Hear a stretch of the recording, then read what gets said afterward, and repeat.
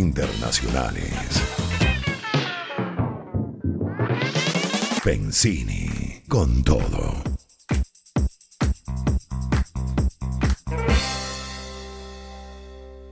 Sí, 27 minutos y seguimos aquí en Éxitos y tenemos a nuestro próximo invitado, Dylan Pereira, licenciado de Estudios Liberales, analista político, editor en jefe de la revista Diplomática. Bienvenido, Dylan, ¿cómo estás? ¿Cómo te ha ido? Hola Pedro, un placer saludarte, a ti y a toda tu audiencia. Muchas gracias. Bueno, tenemos bastante complicado el tema internacional. Vamos a comenzar con lo que pasó en Israel. Y le lanzó un mensaje a Irán, el ministro de Israel, que dice: quien nos haga daño, le haremos daño. Sabremos cómo defendernos, actuaremos en consecuencia, afirmó el primer ministro al inicio de una reunión del gabinete de guerra para abordar la amenaza de Irán que podría tomar represalias tras el ataque atribuido a Israel en el consulado iraní de Damasco. Tu valiosa opinión, por favor. Sí, bueno, sin lugar a dudas la situación en el Medio Oriente ha escalado y derivado en un tema realmente insostenible en las últimas semanas. La escalada regional sigue en aumento sin cesar. El ataque contra el consulado o esta representación diplomática de Irán en la ciudad de Damasco, en Siria, sería, sin lugar a dudas, la violación de una línea roja en relación a lo que establece el derecho internacional y en particular las convenciones diplomáticas de Viena en relación a la protección de la extraterritorialidad de las misiones diplomáticas en el extranjero y es parte pues de una orquesta regional complejizada no solamente por un lado por la difícil y terrible situación que se vive en Gaza tras los ataques del 7 de octubre por parte de Hamas contra Israel, sino también por las dudas y la presión internacional que existe en torno a la actuación de Israel, que si bien tiene el derecho a la defensa, al uso de la fuerza para la defensa, pues debe hacerlo dentro de los cánones del derecho internacional humanitario contemplados en las convenciones de Ginebra de 1949 y sus protocolos adicionales, que se suma en una serie de variables regionales como es las alteraciones en el Mar Rojo con los ataques de los hutíes contra navieras internacionales o una situación pues que está cada vez más complejizada en países como Líbano o Siria e incluso que se ha registrado en las últimas semanas un aumento de las olas migratorias provenientes de Siria también hacia Europa. Es decir, es un plano, un contexto regional agravado con de gran preocupación para las potencias internacionales y que sin lugar a dudas pone a prueba el sistema multilateral y el derecho internacional. Muy bien. Bueno, esto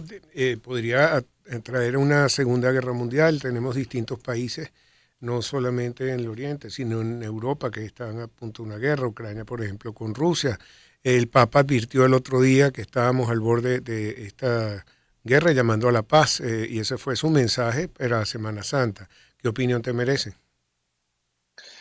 Bueno, sin lugar a dudas, Pedro, este contexto internacional que hemos analizado en el último año y que se ha complejizado semana tras semana, se teme naturalmente que estas escaladas de violencia con conflictos activos en diversas partes del mundo, hacíamos referencia hace unos instantes a los focos activos en el Medio Oriente, pero también, sin lugar a dudas, la situación en Ucrania es dramática, la guerra, la agresión de Rusia contra Ucrania ha sido incesante, colocando en riesgo infraestructuras civiles, atacando indiscriminadamente a civiles también, colocando también una situación de alta complejidad y vulnerabilidad en términos energéticos también a Europa, forzando además una crisis internacional y sin lugar a dudas con efectos también dramáticos en la economía global, con importantes impactos en las cadenas de suministros de alimentos, temas tan sensibles como la seguridad alimentaria en el norte de África, que se han visto afectados por esta realidad y que sin lugar a dudas además ha obligado, si se quiere, a un rearme por parte de las potencias internacionales en aras de preservar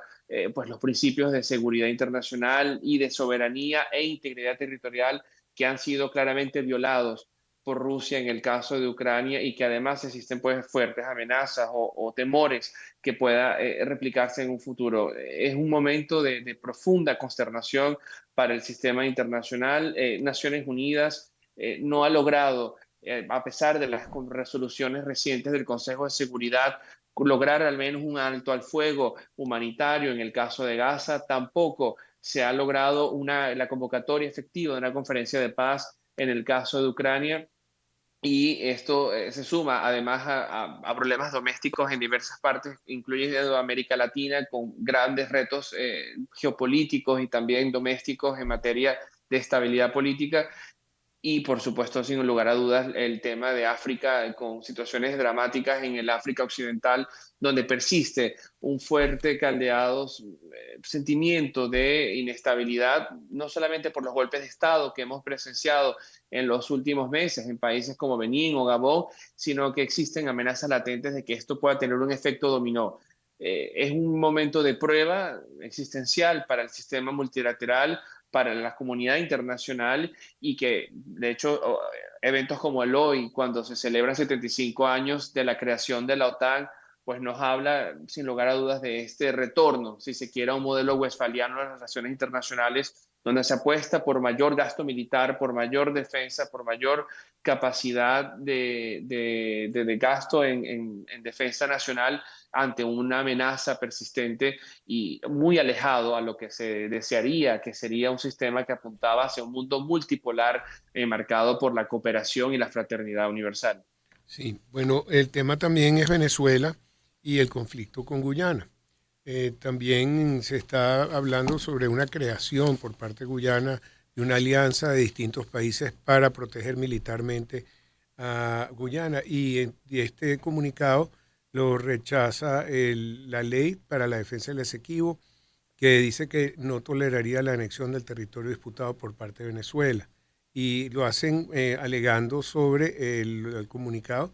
de la promulgación de la Ley Orgánica para la Defensa de la Guyana Esequiba, que fue aprobada en la Asamblea Nacional, cumpliendo un mandato soberano del pueblo expresado en el referéndum consultivo. ¿Cómo ves esta situación? Volvemos para atrás. Bueno, hay una fecha próxima, Pedro, realmente importante sobre este tema, que es precisamente el 8 de abril, en el que pues veremos si Venezuela presenta o no ante la Corte Internacional de Justicia una contramemoria a los argumentos presentados en la demanda unilateral de Guyana o de la República Cooperativa de Guyana contra Venezuela por la territorialidad y la legitimidad de la defensa de la Guayana Esequiba. Y sin lugar a dudas son unos mensajes que escalan el tono del conflicto, que se alejan de la narrativa y del lenguaje que había sido utilizado en la declaración de Argyle, en el que se buscaba precisamente cooperar en torno al retorno de negociaciones bilaterales. La última información o el último compromiso político que se había pactado entre ambos presidentes era precisamente la convocatoria de comisiones de alto nivel liderada por ambos cancilleres, tanto el canciller de Venezuela como el canciller de Guyana, que pues diese los primeros pasos hacia una reanudación del diálogo. Pero las últimas declaraciones de Georgetown se alejan significativamente de esta materia e incluso atentarían eventualmente contra su propia hipótesis y narrativa ante la Corte Internacional de Justicia, porque las medidas provisionales que dictó la Corte en último momento, en la última decisión, pues precisamente pide tanto a Venezuela como a Guyana alejarse de cualquier acto que pueda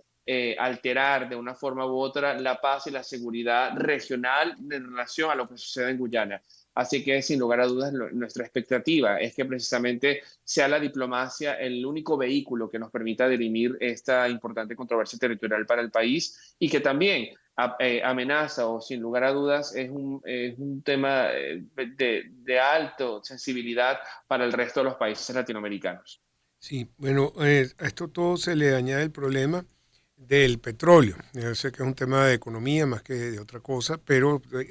influye en la diplomacia internacional, es un tema Sí. geopolítico. La OPEP Plus dice que no van a recortar su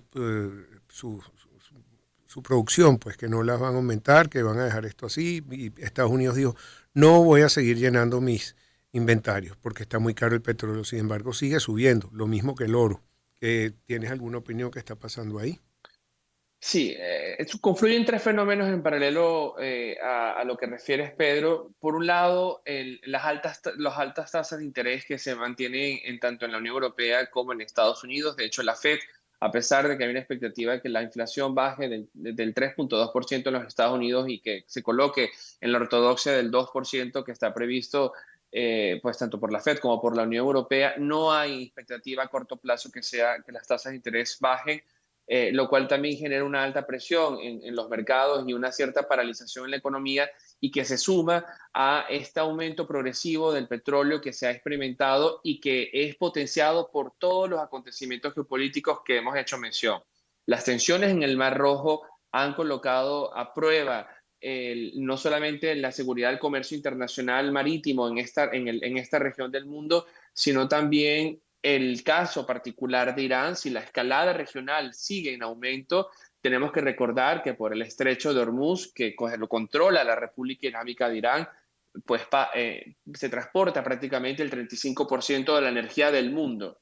Y en caso que un conflicto allí estalle, o sea, de alta probabilidad una mayor escalada regional en esa región, podríamos estar a las puertas de una gran crisis energética mundial. Asimismo, las tensiones en el sudeste asiático, con lo que pueda llegar a suceder con Taiwán o con las diferentes pues, tensiones que existen entre China y otros países del sudeste asiático por el control del Mar Amarillo y del Mar de China, podrían también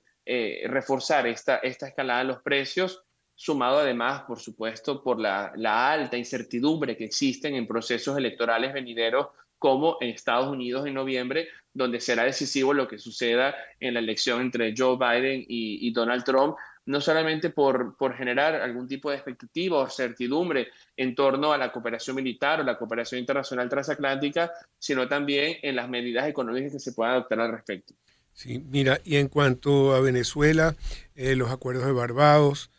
quizás aumento de sanciones, ¿cómo ves el panorama? Pues sin lugar a dudas, pareciera que el interés y la voluntad de la comunidad internacional es, sin lugar a dudas, que en Venezuela se logre consolidar un proceso de negociación amplio, inclusivo, que lidere pues el consenso y la unidad de todos los venezolanos en torno a la celebración de un proceso electoral amplio, inclusivo, transparente, con garantías, con reconocimiento internacional y además con observación y aval técnico internacional. Lo que se sabe hasta este punto es que las negociaciones siguen en proceso, pero las opiniones tanto de Bruselas como de Washington y las otras cancillerías, incluso latinoamericanas, es precisamente apoyando y respaldando que aquello que fue pactado en el Acuerdo de Barbados sea cumplido, que además es de amplio consenso del país, que este sea el marco regulatorio de un próximo proceso electoral, y allí pues será clave la capacidad de mediación de los países garantes como el Reino de Noruega o también el caso de México. Y sin lugar a dudas, pues nuestro llamado es precisamente a que sea respetada la voluntad de los venezolanos, que existan pues un ambiente y un clima de amplitud, de pluralismo que permita precisamente pues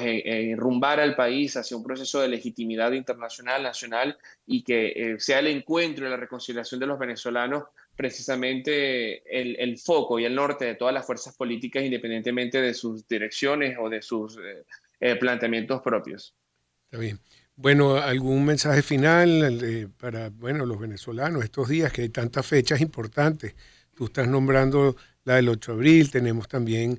sobre las candidaturas presidenciales aquí y también sobre si van a imponer más sanciones o no, todo en abril, en las próximas 2 semanas. Sí, bueno, sin lugar a dudas, Pedro, una reflexión que creo que es siempre vigente, que es precisamente que nuestro país, Venezuela, tiene una serie de ventajas estratégicas, estructurales, que tenemos que ser muy conscientes de ellas. Y ante un panorama internacional cada vez más caldeado, con tantos focos de inestabilidad y de conflicto, creo que tenemos que ser conscientes que, a pesar de las dificultades que estamos atravesando en este momento, tenemos un país en el que somos unidos, en el que tenemos valores comunes, en el que tenemos ambiciones comunes, que es el desarrollo del país, y que podemos preservar precisamente que Venezuela sea un motor y junto con América Latina, de un proceso de pacificación, de un proceso de unidad en el que nos mostremos como una alternativa ante la comunidad internacional, como una tercera vía, donde la paz y la seguridad internacional sean los vectores, y que entendamos que nuestros procesos internos, pues a pesar de lo difíciles que puedan parecer en el fondo, si existe la voluntad y el compromiso cívico de cada uno de los venezolanos, pues sin lugar a dudas tienen toda la capacidad de evolucionar y de que sea pues un escenario promisorio para todos, y no solamente por el bien de Venezuela, sino también por el bien del continente. Bueno, muchísimas gracias por atendernos. Esto ya es clarito, por cierto. Muchas gracias. El Zoom estaba perfecto. Dylan Pereira, licenciado de Estudios Liberales, analista político, editor en jefe de la revista Diplomática. Vamos a escuchar a Right Back Where We Started From con Maxine Nightingale.